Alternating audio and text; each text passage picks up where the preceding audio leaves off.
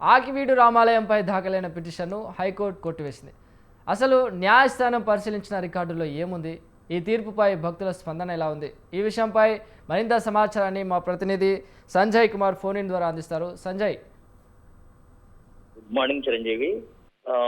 గత కొన్ని రోజుల నుంచి ఆకువీడిలో మన రామాలయ నిర్మాణం పైన అనేక గొడవలు జరగడం జరిగింది. అయితే ఈ క్రమంలో ప్రస్తుతం ఈ ఆకువీడి రామాలయాన్ని నిర్మించడానికి హైకోర్టు దాఖలైన పిటిషన్ హైకోర్టు కొట్టివేసింది. రామాలయం నిర్మాణం చేసుకోవచ్చనే విధంగా రావడంతో అక్కడ మళ్ళీ ఈ రామాలయం నిర్మించడానికి సన్నాహాలు చేస్తున్నారు. అయితే ఈ రామాలయం విషయంలో ఎందుకు ఇంత గొడవలు జరిగినాయి అనే విషయం మనం తెలుసుకుంటే కనుక కొన్ని రోజుల క్రితం ఒక ప్రధాన దినపత్రికలకు అక్కడ రామాలయం శిథిలావస్థకు చేరుకుంది. అయితే ఈ రామాలయాన్ని పట్టించుకున్న వాళ్ళు ఎవరు లేరా, అక్కడ ఉన్న ఎమ్మెల్యే ఏం చేస్తున్నాడు అనే కథనాలు రావడంతో అక్కడ ఉన్న ప్రస్తుతం రఘురామకృష్ణరాజు ఎమ్మెల్యేగా ఉన్నారు. అతను వెంటనే ఆ రామాలయం దగ్గరికి వెళ్ళి చూసి దాన్ని పరిశీలించారు. అయితే ఇక్కడ కొత్తగా రామాలయం ఏర్పాటు చేయొచ్చు అనే విషయాన్ని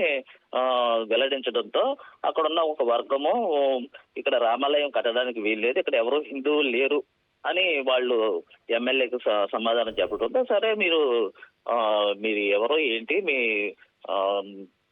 సర్టిఫికెట్లు తీసుకురండి అనే విషయం మీద అక్కడ నుంచి గొడవలు అనేవి స్టార్ట్ అయినాయి.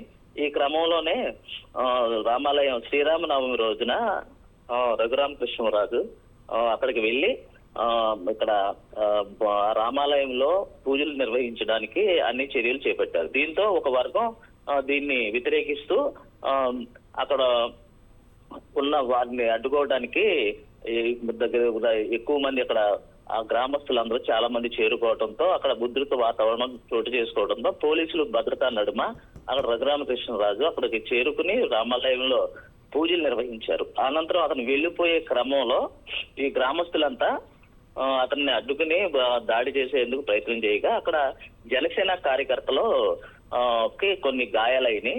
ఈ గాయాలయ్యటంతో అక్కడ కొంచెం పరిస్థితి చాలా ఇదిగా ఉండటంతో సుమారు అక్కడ ఈ దాడికి పాల్పడిన 40 మందిని ఆ గ్రామస్తులకి 40 మందిని గుర్తించి వాళ్ళని అరెస్ట్ చేయడం జరిగింది.